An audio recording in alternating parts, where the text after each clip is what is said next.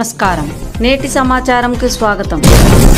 భారతదేశపు ఉక్కు మనిషిగా పేరుగాంచిన స్వర్గీయ సర్దార్ వల్లభాయ్ పటేల్ ప్రముఖ స్వాతంత్ర సమరయోధుడిగానే కాకుండా స్వాతంత్రానంతరం సంస్థానాలు భారతదేశంలో విలీనం కావడానికి గట్టి కృషి చేయడమే కాకుండా దేశ విభజన అనంతరం అనేక ప్రాంతాలలో జరిగిన అల్లర్లను చాకచక్యంగా అణచివేసి అనేక దేశ సమస్యలను తనదైన శైలిలో పరిష్కరించిన మహనీయుడు.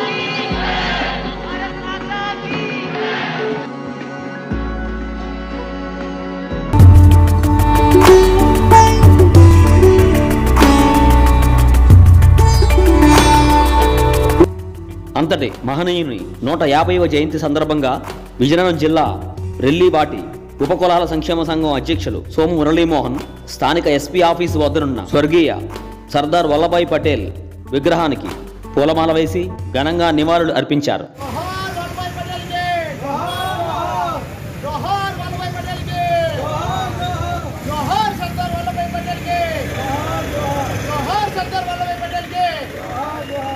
ఈ సందర్భంగా సోము మురళీమోహన్ మీడియాతో మాట్లాడుతూ, నా పేరు సోము మురళీమోహన్, విజయనగరం జిల్లా రెల్లి ఎస్సీ గ్రూప్ సంక్షేమ సంఘ అధ్యక్షుడు.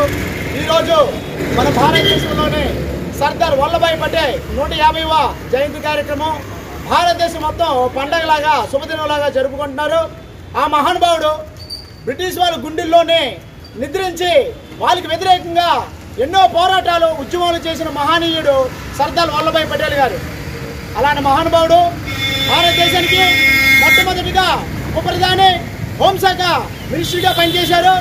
మొట్టమొదట భారతరత్న అవార్డు కూడా మన సర్దార్ వల్లభాయ్ పటేల్ గారికి ఇవ్వడం జరిగింది. ఆ మహానుభావుడు 500 రాచరిక రాజ్యాలను భారతదేశంలోని యూనిట్లోనే విలీనం చేయడానికి ఎన్నో కష్టాలు పడి ఎన్నో బాధలు పడి విలీనం చేసిన మహనీయుడు మన సర్దార్ వల్లభాయ్ పటేల్. కాబట్టి సర్దార్ వల్లభాయ్ పటేల్ యొక్క ఈరోజు జయంతి కార్యక్రమం జరుపుతున్నందుకు చాలా ఆనందకరము.